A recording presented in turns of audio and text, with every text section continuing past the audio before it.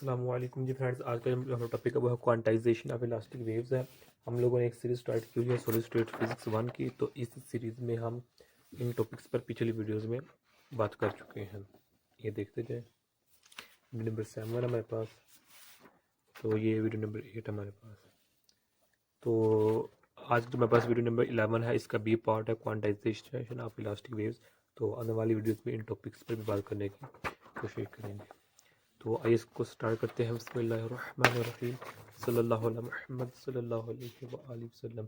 क्योंकि हम जो है किटल की बुक को फॉलो कर रहे हैं, तो इसलिए ये मेरे किटल की बुक है, आप लोग इसकी स्क्रीनशॉट ले सकते हैं। तो ये मेरे पास टॉपिक है इसका, और ये मेरे पास एक दो लाइन है। तो नेक्स्ट टॉपिक हम फ़ोनोन जो मोमेंटम है उस पर बात करने की कोशिश करते हैं। सबसे पहले हम ये सब आप लोगों के सामने लिखा हुआ है, इसको हम अपने वर्डिंग में इस्तेमाल करने की कोशिश करते हैं। इधर क्या एक्सप्लेन करने की कोशिश की गई है। तो सबसे पहले देखेंगे जो हमारे पास इलास्टिक वेव्स क्या होती हैं, क्वांटाइजेशन क्या होती है। मुझे आई होप आप लोगों की इन चीज़ों का पता होगा, क्योंकि 7वां सेमेस्टर है, तो इन चीज़ों का छोटी छोटी जो चीज़ें का पता होना चाहिए हमें। इलास्टिक वेव्स को तो हम लास्ट वीडियो में डिस्कस किया हुआ है, और क्वांटाइजेशन हम क्वांटम मैकेनिक्स 1 में और क्वांटम मैकेनिक्स 2 में भी डिटेल में डिस्कस कर। डिस्क्रीट वैल्यूज क्या होती है, डिस्क्रीट एनर्जीज क्या होती है, क्वांटाइजेशन क्या होती है, कंटिन्यूटी क्या होती है। अब जो हमारे पास क्वांटाइजेशन ऑफ इलास्टिक वेव्स है, तो जिस तरह देखें क्वांटम में फोटोन को कहते हैं, ये पैकेट ऑफ एनर्जी है, और उसके अंदर डिस्क्रीट वैल्यूज होती हैं। बिल्कुल इसी तरह हमारे पास जो इलास्टिक वेव्स हैं, जो हमारे पास इलास्टिक वेव्स हैं, या इलास्टिक वेव्स कह लें या फोनोन्स कह लें, एक ही बात है। तो इनके भी अंदर ये भी डिस्क्रीट वैल्यूज रखती हैं, यानी कि ये भी पैकेट ऑफ एनर्जीज होती हैं, और इनके अंदर भी डिस्क्रीट वैल्यूज होती हैं। ये बातें हमने लास्ट वीडियो में भी डिस्कस की थी। यानी कि आप देखें ना, जब हम इलेक्ट्रोमैग्नेटिक वेव्स की बात करते हैं, इलेक्ट्रोमैग्नेटिक वेव्स की बात पर, तो उस वहाँ हमारा मतलब क्या होता है, फोटोन या क्वांटम में हम बात कर रहे होते हैं। और अगर हम बात करें इलास्टिक वेव्स की, जब हम इलास्टिक वेव्स की बात करते हैं, तो इसका मतलब तो हम फोनोन्स की बात कर रहे होते हैं। ओके। तो लिहाजा इलास्टिक वेव्स जब प्रोपेगेट करती है किसी क्रिस्टल में, किसी मटेरियल में से, तो वहाँ हमारे पास क्या होता है, वो पैकेट ऑफ एनर्जीज होती हैं in the form of elastic waves, या जिसे हम फोनोन्स भी कहते हैं। ओके। तो उसी तरह हमारे पास जो इलास्टिक वेव्स होती हैं, वो भी क्वांटाई, जिस तरह फोटोन क्वांटाइज्ड होते हैं क्वांटम मैकेनिक्स में, इसी तरह जो हमारे पास इलास्टिक वेव्स होती हैं, ये भी क्वांटाइज्ड होती हैं सॉलिड स्टेट फिजिक्स में। फोन तो एक्चुअली ये जो फोनोन्स हैं, ये लैटिस वाइब्रेशंस हैं, और इनकी एनर्जी क्वांटाइज्ड होती है। क्वांटाइज्ड होने का मतलब क्या है, डिस्क्रीट वैल्यूज होती हैं, रखती हैं ये मेरे अपने पास। सो लिहाजा जो quantum of energy is called phonon. ये फोनोन की डेफिनेशन मैंने स्टार्टिंग में भी बताई थी जब हमने इस चैप्टर को स्टार्ट किया था। ओके। फोटोन और फोनोन में क्या फ़र्क है।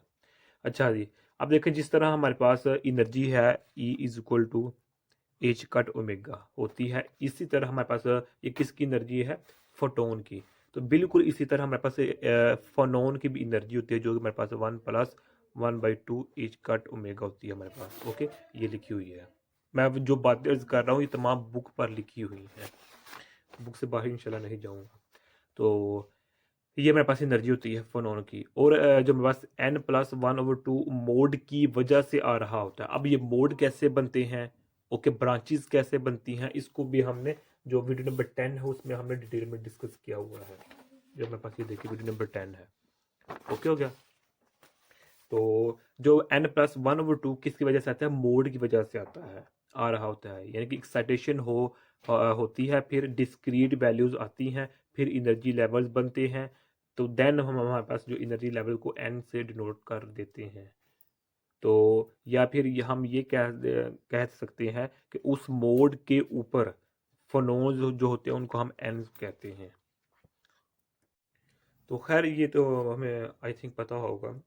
तो अब जो जिस तरह देखें हम क्वांटम मैकेनिक्स, और जो हमने क्लासिकल मैकेनिक्स, यानी क्लासिकल मैकेनिक्स हम 5वें सेमेस्टर में स्टडी करते हैं। क्वांटम मैकेनिक्स 1 भी 5वें में, और क्वांटम मैकेनिक्स 2 छठे सेमेस्टर में स्टडी करते हैं। तो क्वांटम मैकेनिक्स और क्लासिकल मैकेनिक्स में हमने हार्मोनिक ऑसिलेटर स्टडी किया होता है, बड़ा होता है। तो उसमें भी जीरो एनर्जी होती है, बिल्कुल इसी तरह इधर भी जीरो एनर्जी होती है, जो कि मेरे पास 1/8 होता है हमारे पास। ओके, ये ऊपर मेंशन है बुक पर, ये देखें बुक पर मेंशन है। तो जीरो एनर्जी होती है कि आपके पास एक्साइटेशन है फोनोन्स की, कि वो कहाँ पर है। ओके, तो अगर हमारे पास देखें, अगर हमारे पास n is equal to zero हो जाए, n इज इक्वल टू, तो फिर जीरो पॉइंट एनर्जी आ जाती है। इसी तरह जब हमारे पास n इज इक्वल टू 1 होगा तो हमारे पास जो मोड होगा वो चेंज हो जाएगा, और जो एनर्जी डिटरमाइंड कर लेंगे। ओके, कि जब हमारे पास n इज इक्वल टू 1 होगा तो मोड चेंज हो जाएगा, ब्रांचेज जो भी उसमें केस है उसकी डिटेल हम नहीं जाना चाह रहे, और जो हमारे पास एनर्जी होगी वो हम इजीली डिटरमाइन कर पाएंगे। ये जीरो पॉइंट एनर्जी जो मेरे पास होती है ना, ये जो मेरे पास जीरो पॉइंट एनर्जी है, ये जीरो पॉइंट एनर्जी फोटॉन्स में भी और फोनॉन्स में भी एक्साइट करती हैं। सेम उसी तरह जब हम हार्मोनिक ऑसिलेटर का हमने क्वांटम मैकेनिक्स 1 में भी स्टडी किया हुआ है हार्मोनिक ऑसिलेटर को, और हाफ हार्मोनिक ऑसिलेटर को भी हमने क्वांटम मैकेनिक्स 2 में भी स्टडी किया होता है। Half harmonic oscillator, complete harmonic oscillator, तो इसकी यानी कि थोड़ी सी डिटेल है क्वांटम मैकेनिक्स 1 में भी और क्वांटम मैकेनिक्स 2 में भी वो हमने डिस्कस की होती है। तो ये जीरो पॉइंट एनर्जी जो मेरे पास है, ये जीरो पॉइंट एनर्जी फोटोन जो मेरे पास ये है, ये फोटॉन्स में भी और फोनॉन्स में भी एक्साइट करती हैं, सम सेम उसी तरह जिस तरह हार्मोनिक ऑसिलेटर के अंदर एक्साइट करती हैं। यानी कि जब हम उसको कुछ एनर्जी दे देते हैं, और हम इसी तरह जो हार्मोनिक ऑसिलेटर में एनर्जी आइगन वैल्यूज को भी फाइंड कर लेते हैं इस फार्मूले से, 1 + 1 sorry n+1/2 H cut omega. इससे भी हम जो एनर्जी आइगन वैल्यूज होती है हार्मोनिक ऑसिलेटर की वो हम इजीली फाइंड कर सकते हैं। खैर ये मेरे पास यहाँ टॉपिक हो गया था यहाँ तक। अब हम बात करते हैं यहाँ से वी कैन जो इस ये है we can quantize the mean mass. अब यहाँ इसमें देखिए इक्वेशन बताई गई है। तो अब चूंकि यहाँ जो वाइब्रेशन है, तो जाहिर है बात है कि एम्पलीट्यूड भी होगी, जहाँ वाइब्रेशन होगी वहाँ एम्पलीट्यूड भी होगी। तो और जो हमारे पास जहाँ वाइब्रेशन होती है वहाँ एम्पलीट्यूड होती है। तो मतलब कि वहाँ जो ये एम्पलीट्यूड होती है जिसको हम बाद ओसिलेशन भी कहते हैं, ये एज अ स्टैंडिंग वेव के तौर पर बिहेव कर रही होती है। और जो हमारे पास फार्मूला होता है एम्पलीट्यूड का, वो हमारे पास ये होता है U is equal to U not cos K X cos omega T. तो यहाँ देखिए जो हमारे पास यू है, ये हमारे पास डिस्प्लेसमेंट, ये क्या है, डिस्प्लेसमेंट ऑफ वॉल्यूम है from its equilibrium position. Okay, यानी कि जो पोजीशन है वो हमारे पास क्या है, एक्स है। सो आपके पास जब ऑसिलेटर ऑसिलेट कर रहा होता है तो उसके पास काइनेटिक और एनर्जी दोनों होती हैं, और इनकी वैल्यू चेंज होती रहती है। हार्मोनिक ऑसिलेटर में क्या होता है ना, ये देखिए मेरे पास स्पोर्ट है, तो ये मेरे पास बॉब है, बॉल है।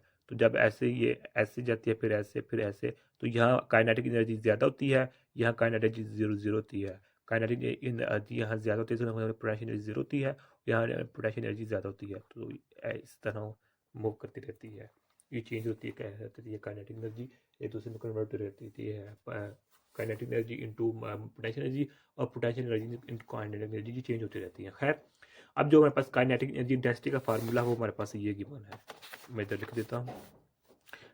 फार्मूला 1/2 रो है, partial you over partial T square है। ये मेरे पास जो मेरे पास ये रो है कि ये मैस डेंसिटी है। अब इसी का इंटीग्रल लेता है जो मेरे पास राइटर है विद रिस्पेक्ट टू वॉल्यूम। इसके लिहाज से वॉल्यूम के लिहाज से जब इसका इंटीग्रल लेता है तो मेरे पास आंसर क्या आता है 1/4 1/4 volume omega square, sorry rho volume omega square mu naught square sine square omega, ये मेरे पास आता है। This is kinetic energy in volume integral. Okay हो गया। तो अब इसी तरह एनर्जी को विद रिस्पेक्ट टू जो हमारे पास टाइम एवरेज है करता है। ओके, तो उससे हम जो हमारे पास क्वेश्चन नंबर होती है ना 28, हम उसको ऑब्टेन कर लेते हैं। अब हमारे पास ये है कि टाइम एवरेज काइनेटिक एनर्जी हमारे पास क्या हो जाएगी, 28 इक्वेशन हो जाएगी। तो अब हम 28 से 29 इक्वेशन में इजीली चले जाते हैं कि क्या किया है कि चूंकि हम जानते हैं जो मेरे पास साइन जो मेरे पास ये पार्ट है 1/2 की इक्वल होता है, the square of amplitude of mode वो हमारे पास ये बन जाता है। यानी कि जो मेरे पास इक्वेशन नंबर 29 है ये इक्वेशन ऑफ एम्पलीट्यूड है, ये इक्वेशन ऑफ फ्रीक्वेंसी है, ये रिलेट करती है विद रिस्पेक्ट टू डिस्प्लेसमेंट। तो अब जो मेरे पास 29 इक्वेशन है, अच्छा जो है ना ये डायरेक्ट हम स्टेप्स कर रहे होते हैं, तो जिसकी जो इक्वेशन की डेरिवेशन होती है वो उसके हम डिटेल में नहीं जा रहे होते हैं। होती है डेरिवेशन लेकिन मैं जो इधर है वो मैं डायरेक्ट स्टेप्स ही बल्कि बुक को ही फॉलो कर रहा हूँ। तो अच्छा अब जो मेरे पास 29 इक्वेशन है, इस इक्वेशन को हम सिंप्लीफाई करेंगे तो वहाँ पे जो ओमेगा का साइन क्या होगा क्वेश्चन यहाँ ये राइज होता है। अब अगर हम देखेंगे जब हमने इस चैप्टर को स्टार्ट किया था, चैप्टर को स्टार्ट करने का मतलब है कि जब हमने वीडियो नंबर 10 को स्टार्ट किया था तो इन वीडियोज़ में हमने इक्वेशन नंबर 2 को देखा था। अब इक्वेशन नंबर 2 को एक दफ़ा हम नज़र लगा लेते हैं हमारे पास क्या है। ये देखें ये मेरे पास इक्वेशन नंबर 2 है। ओके, तो इसमें क्वाड्रेटिक वाला पोर्शन है वो इधर आ जाता है। तो अब उसकी वजह से क्या होता है कि जो इसका आंसर होता है इक्वेशन नंबर 2 का वो पॉजिटिव में भी आता है और हमारे पास क्या है नेगेटिव में भी आता है। यानी कि जो मेरे पास इक्वेशन नंबर सेकंड और जो थर्ड इक्वेशन है इनमें जो ओमेगा आता है तो उसके ओमेगा आता है जहां क्वाड्रेटिक को सोल्व किया था। यानी कि क्वाड्रेटिक जब हमने वीडियो आप देख सकते हैं तो उसमें हमारा सोल्यूशन पॉजिटिव में भी आता था और नेगेटिव में भी आता था। इक्वेशन नंबर जो हमारे पास 2 और 7 है इक्वेशन ऑफ मोशंस कहलाती है। ओके, जो हमारे पास इक्वेशन नंबर 2 है वो बताती है कि ओमेगा प्लस भी हो सकता है और जो मेरे पास ओमेगा वो नेगेटिव भी हो सकता है। लेकिन अब चूंकि हम इलास्टिक के को स्टडी कर रहे हैं लेकिन हमें पता है कि फोनोन की एनर्जी पॉजिटिव होनी चाहिए, क्योंकि हमारे पास टॉपिक क्या है फोनोन का स्टार्ट किया हुआ है, बल्कि चैप्टर इन फोनोन का है। तो हम जानते हैं कि जो इसकी एनर्जी क्या है फोनोन की पॉजिटिव होनी चाहिए, नेगेटिव एनर्जी कोई नहीं होती है। ओके, जब फोनोन या फिर इलास्टिक वेव्स एग्जिस्ट कर रही है it mean there must energy, तो वहाँ एनर्जी कुछ ना कुछ होगी। सो वैल्यू जो लेंगे हम वो पॉजिटिव होनी चाहिए, नेगेटिव हमारे पास वैल्यू नहीं होनी चाहिए, क्योंकि क्वाड्रेटिक इक्वेशन को सॉल्व करते थे इक्वेशन नंबर 2 में तो दो आंसर आते, एक पॉजिटिव में आता था एक नेगेटिव में आता था। तो और उधर हम दोनों आंसर ले लेते लेकिन इधर हम इधर पॉजिटिव वाला सिर्फ आंसर लेंगे, क्योंकि जो फोनोन की एनर्जी वो हमेशा पॉजिटिव में ही होती है। और अगर क्रिस्टल अनस्टेबल हो तो फिर एक जो इमेजिनरी वैल्यू बन जाएगी इक्वेशन नंबर 2 में। ओके, अगर हमारे पास क्रिस्टल स्टेबल हो अनस्टेबल हो, लेकिन उधर हमारे पास क्रिस्टल क्या था स्टेबल था है।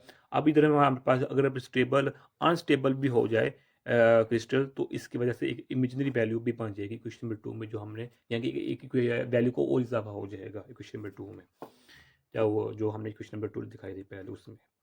तो यहाँ ये कहना राइटर जो बुक वाला है वो यहाँ ये कहना चाह रहा है। अच्छा ये देखें ना, ये पॉजिटिव नेगेटिव है, तो ये देखें अब यहाँ जो 2-3 लाइन है इसमें ये कहना चाह रहा है कौन, राइटर, कि ओमेगा पॉजिटिव है तो फिर आपके पास एनर्जी भी एग्जिस्ट कर रही है और क्रिस्टल भी एग्जिस्ट कर रहा है और क्रिस्टल के पास एनर्जी भी है इलास्टिक वेव की फॉर्म में। जब ओमेगा नेगेटिव हो जाता है तो फिर क्रिस्टल एग्जिस्ट ही नहीं कर रहा होता, तो फिर इलास्टिक वेव्स भी जनरेट नहीं हो रही होती। अब स्टेबिलिटी की नहीं हो रही होती। तो अब यानी कि पॉजिटिव और नेगेटिव का आप लोगों को पता लग गया है कि पॉजिटिव हम क्यों चूज करते हैं। अब वो अलग डिस्कशन है कि क्रिस्टल जो मटेरियल है वो स्टेबल कब होता है अनस्टेबल क्या होता है उसकी क्या है डिटेल है, वो हम इसमें अभी नहीं जाना चाह रहे। तो हमारा मेन कंसर्न था पॉजिटिव नेगेटिव था, तो हम सिर्फ पॉजिटिव को साइन ही लेते हैं।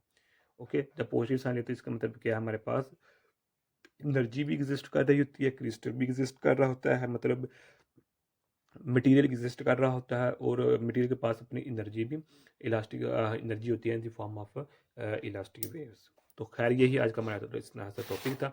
नेक्स्ट वीडियो में हम जो हमारे पास होगा ना फोनोन मोमेंटम, ये में हमारे पास होगा वीडियो नंबर जो 11 है इसका, ये सी पार्ट होगा फोनोन मोमेंटम, इस पर बात करने की कोशिश करेंगे। तो तब तक के लिए अल्लाह हाफिज़।